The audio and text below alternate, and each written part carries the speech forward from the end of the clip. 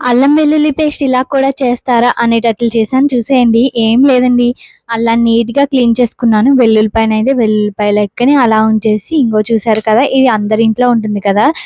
తురుముకునేది. ఇందులో అల్లం, వెల్లుల్లి తురిమేస్తే అల్లం వెల్లుల్లి పేస్ట్ రెడీ అయిపోతుంది.